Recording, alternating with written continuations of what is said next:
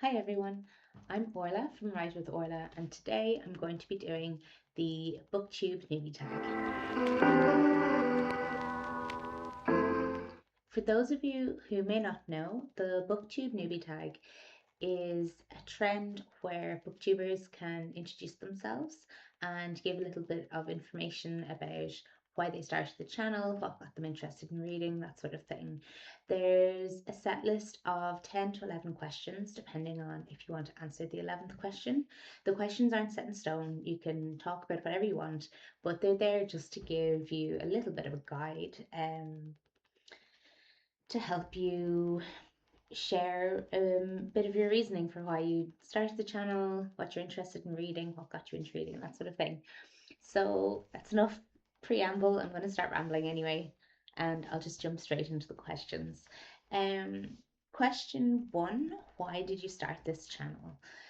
The main reason I started the channel was I read a lot of books and I have a lot of opinions about the books that I read, and I like to share my opinions.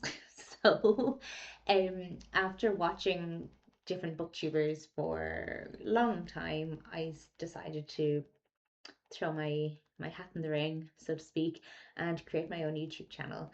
Another reason why I wanted to create a channel and create videos is I am an aspiring author. I've been working on my current novel since December last year, and I've gone into it as a complete newbie with no what's the word? No formal teaching in creative writing. The last time I had done any serious creative writing was when I was in school. But I had always dabbled, I had always attempted to write and then put it down again and started again and stopped again. And this time I have a story that I absolutely love, that I'm really passionate about and enthusiastic about, and just want to get it down on paper and get it out of my head and into the world. So I decided that I would do a bit of research about how authors, like our famous authors, put stories together and how they write their books. And I thought it might be fun along the way to create videos about my own writing process and how I'm basically teaching myself how to write a book. Um, and then as I'm giving book reviews and that sort of thing, come at it through the lens as somebody who is reading to learn the craft as well as just reading for enjoyment. So I thought it would be fun to create a channel that would look at things from that angle. Sometimes I'm just going to do book reviews for the fun and just share an interesting book that I've read. And sometimes I'm going to delve a little bit more into the writing process of the author, or if there's anything I've read in the book that really stood out to me and has really had an impact on my own writing. Question two: what are some fun and unique things you can bring to BookTube? So I think one of the things that's kind of unique about me is that I'm from Ireland. There's not a huge amount of Irish booktubers that I'm aware of. I mean, there's like Ash and Covel, there's Words of Clover, there's Reading with Roisin. So there are a few out there. I think Kevin Hill is another one. Um, there are a few out there, but I also like there's not a huge amount, and the channels that are out there tend to be quite small. So I thought it'd be nice just to have more Irish representation on YouTube talking about something that the Irish people are quite famous for, which is literature. And also there's even fewer YouTubers who are Irish and talking about books and also writing a book. If you know of any, please, please, please link them down below, because I would love to support Irish and follow somebody else who's trying to do what I'm trying to do. Um, so yeah, I think that's something that might be a little bit different about me. And I also like to challenge myself in terms of what I read. I got into a bit of a rut, where I was reading one specific genre for everything. I once went a whole year where I only read fantasy books written by women, which started off as an accident, and then I decided just to make it a challenge. And I like to do other things like that, challenge myself to read different genres and different writers. which I think would be kind of fun. It's fun for me anyway. So I enjoy challenging myself and exploring things a bit more.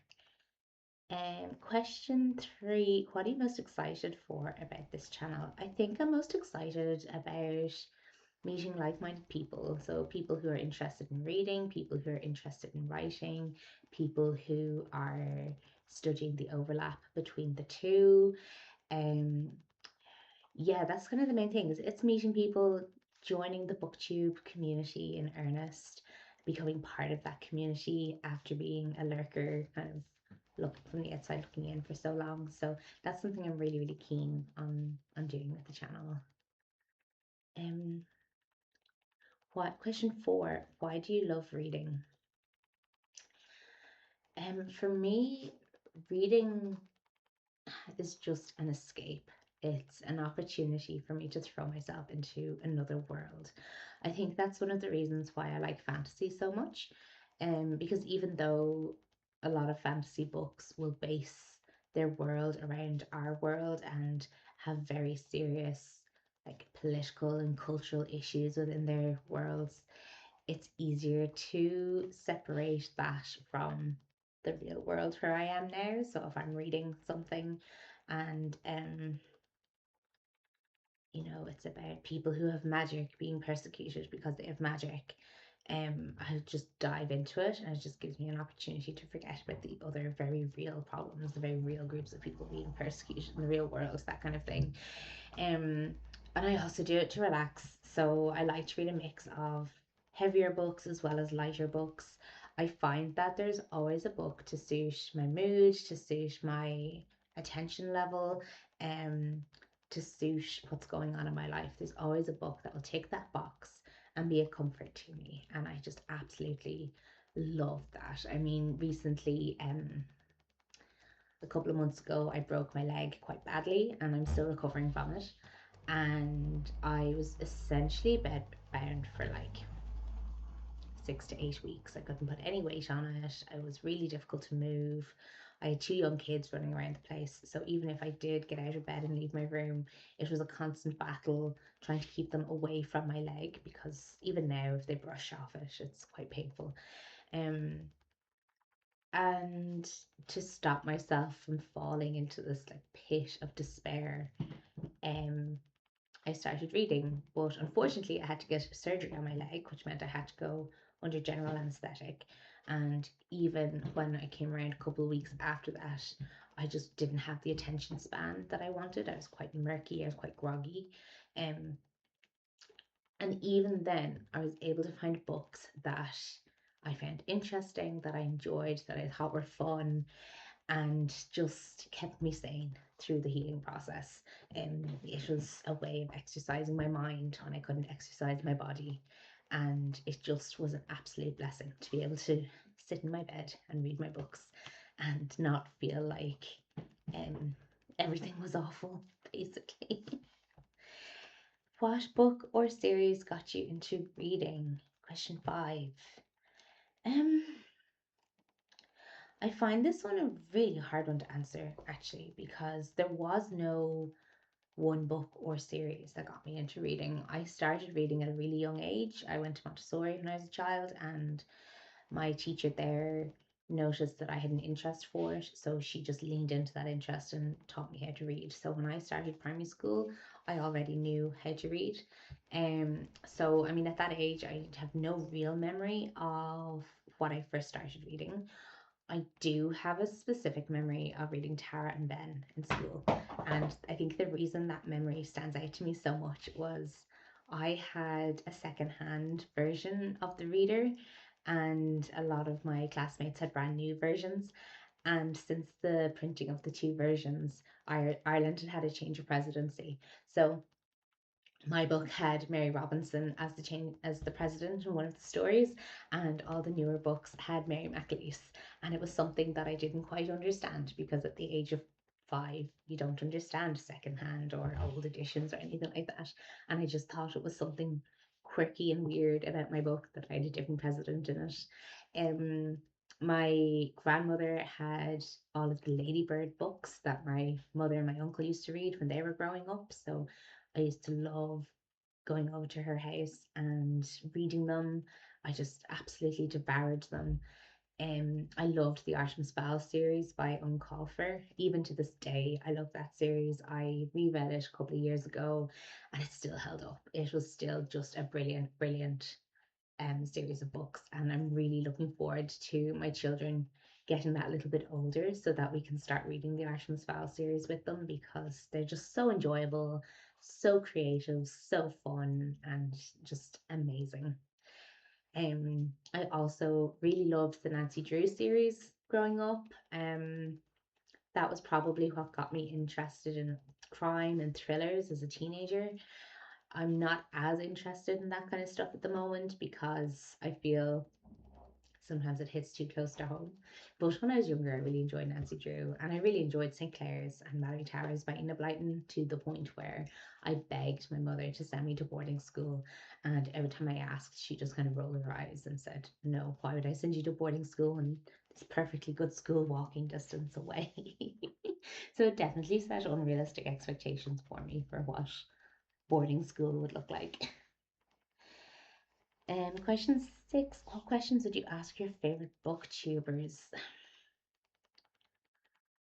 I don't think I have any specific questions. I mean, I'd probably get them to do the booktuber newbie tag, so I could learn more about their motivations for going to YouTube.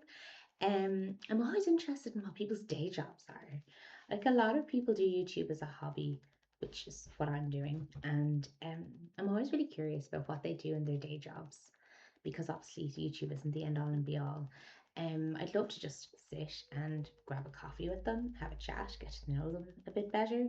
A lot of the people I follow on YouTube, like Meredith Novaco or Laura Ray Says or the women on Plot Just Please seem like really, really lovely people and the kind of people that you could just sit and have a cup of tea or have a cup of coffee with them and just have the chats and have good times. So it would probably be a more relaxed environment, but we could use the Booktube newbie tag questions as like a little bit of a Kickstarter. Question 7. What challenges do you think starting a booktube channel will be the hardest to overcome? Unfortunately, this is an easy one for me to answer. Um, I'm a bit of a perfectionist and I tend to overcommit, and I have also chronically little free time. So I think for me, my biggest challenge is going to be setting a schedule of uploads that is going to be achievable without putting myself under unnecessary pressure because it is a hobby after all, while at the same time creating videos that I'm not going to have to spend hours and hours editing. So something that I think you might notice with my style of videos is that it's just one take. I just sit in front of the camera, I talk, and that's it. I don't do a huge amount of editing. I don't go through it and remove all my ums and ahs and ems. It's just the raw footage of me talking into a camera. Um, and as well as that, I just don't want to take it. Well, I can't afford for it to take up a huge amount of my time because I have a full-time job, I have a young family, I have a husband who I love and want to spend time with. Um, I want to do videos for YouTube, but I also want to write my own books. So that's a lot of things to try and fit into 24 hours in the day. So my hope is with YouTube to do videos that are easily edited or don't need a huge amount of editing on a consistent schedule that's not going to overstress myself and still gives me time for the other passions in my life, because of course I want to continue reading as well. So yeah, there's a whole number of things that needs to be done in the same 24 hours. And sleep, the big inconvenient time drain. um Question 8. When did you start reading? So I already answered that one. I don't know. I can't remember. I think I was around 4 when I did start reading. Um, I know in primary school I just inhaled books. I could never get enough of them. I used to be brought to the library by my parents all the time, and I would just get as many books as I could carry. Um, and then in secondary school, my reading kind of started to dwindle because we had state exams, and the state exams meant that it was a lot of like heavy reading of textbooks and repeat, and that was really tough. I did tend to write more in secondary school and read less, but I know that the writing was definitely an emotional outlet for me. I was never a good diary keeper, but I was always good at writing short stories. And the short stories would be based on myself. The main character would be a self insert and they'd be dealing with the things that I was dealing with, but they might have had a magical element to be more of a fantasy than a real life story. Um, and then unfortunately, after doing my state exams, I just couldn't read. I just needed a break from it. So all through all through college and university, I didn't read that much at all. And then I think in my third or fourth year of university, a friend gave me the Hunger Games series to read, and I just thought they were the most incredible books I'd ever read, and I still think they're absolutely incredible books. I just love the Hunger Games, love the original trilogy, I love all the prequels that are coming out, I love the movies, just everything about them. I love them.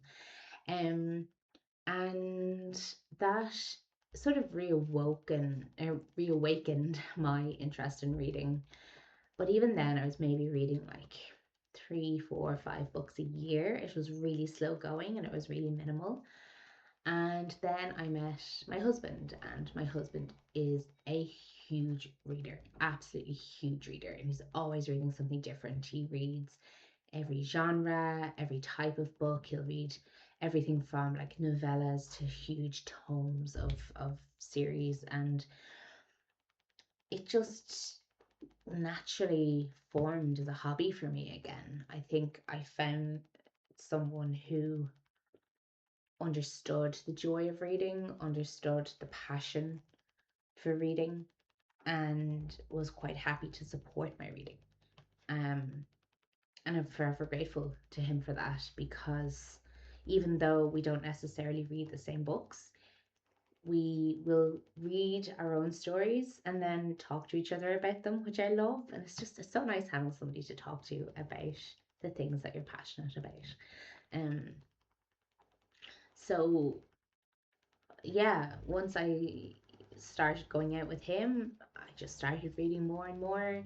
And he used to lend me books from his collection, and all of his books are like very well written, intellectual kind of books. Like he's quite an intelligent person, and it was just lovely that he gave me these books to read, and it's like, I want to know what you think about them, and he genuinely wanted to know what I thought about them. And I found the more I read, the more I could talk to him about them, and the more I talked to him about them, the more I wanted to read, and it just snowballed from there, to the point where now I set these reading goals for myself of reading maybe 26 books in a year, which is my reading goal for this year, but I'm already at 21, so I'm just going to keep going. Like if I'm halfway through the year and I've read 21 books, the chances of me actually reading 30 books by the end of the year is a very real possibility, or maybe even 40. So that really has me excited that I can read so much, because oh my gosh, if there's one thing I hate most about being a reader is my TBR.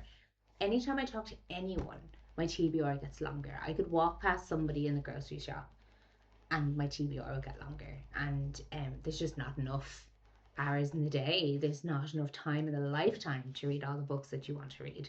So I have to get a bit selective and prioritize the ones that get me really, really excited. But if I can keep reading and get faster at reading, then I can read more books and read more stories and enjoy more of life. So that's my big challenge when it comes to reading. And then yeah, so that kind of feeds in quite nicely to question 9. Where do you read? And the answer to that is anywhere and everywhere. I used to read at night when the babies woke up and I had to feed them back to sleep or hold them to rock them back to sleep.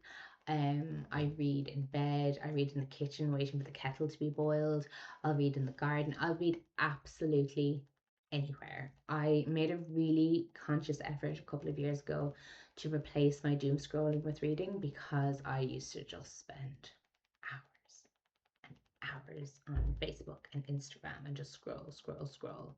And hours would go by and you just feel like you've wasted the day. And when I really feel that if you've spent any amount of time reading a book, it's never time wasted. Even if it's a book that you end up not finishing, there's always something that you can get from it. Either something from the story, something from the way it's written, or just something about yourself. If you don't finish a book, why didn't you finish a book? Was it something about the writing style that you didn't like? Was it something about the plot that you didn't like? Did it make you feel a certain way and didn't like that either? I mean, it's never a waste of time to read. And yeah, so I have basically read anywhere, on holidays, on the beach, by the pool, sitting on the bus, commuting into work, anywhere. So yeah, and whenever I haven't been able to physically like read it with my eyes, as people say, I'll have the audiobook and I'll listen to the audiobook for when I am doing my chores and can't actually just sit and hold it and read it. But yeah, that will be a good one for the comments. Yeah, let me know, where is the weirdest place that you've read? And I don't mean like on the toilet or brushing your teeth. What is the weirdest place you have ever read a book? Let me know. Question 10. What kind of books do you like to read? Fiction is my passion. I absolutely love fiction, especially fantasy, and like science fiction. I do dabble in mystery thriller on occasion if it's something that's really good. Like I said, I don't read that too much now that I've had kids, because I find all of a sudden I'm putting myself or one of the kids in the position of the victim in those books, and I just find that way too upsetting. It's the same reason that I can't watch like Special Victims Unit or CSI or any of those kind of shows at the moment anymore, even though I absolutely adored them when I was a teenager. But yeah, definitely fiction, romantasy. I'm not too keen on contemporary romance, but I do love a good romantasy book. And of course, I love all the obvious series. I'm not going to name them. And I would read nonfiction as well. I've read the occasional self-help book, or biographies or memoirs. Like, really, the short answer to that is I am open to reading anything, but I definitely have a strong preference for fantasy and science fiction. I am trying to read more outside of my genre though as well. So the book that I'm writing is fantasy, and the best advice that most authors seem to give is um when you want to be a good writer, read inside your genre and outside your genre, and then just write, write, write. So I'm definitely trying to read a little bit more outside my genre, just to get a broader scope and get get more exposure to different writing styles, different ways of telling a story, different ways of forming a plot, that kind of thing. But yeah, short answer is anything. I will read anything. The final question is about book collections and what it looks like. And I'm going to save that for another video. I recently moved into a new house and my book collection is all over the shop. So I would like to do another video where I'm organizing my bookshelves, unpacking some boxes, and talking about the different books that I have. So keep an eye out for that. It probably isn't going to happen for a while, but it will happen. And yeah, that is everything I have for today. I hope you enjoyed it. I hope you found it interesting. And thank you so much for your time. Thank you so much for your attention. I hope you have a great week, and I'll see you again soon. Bye.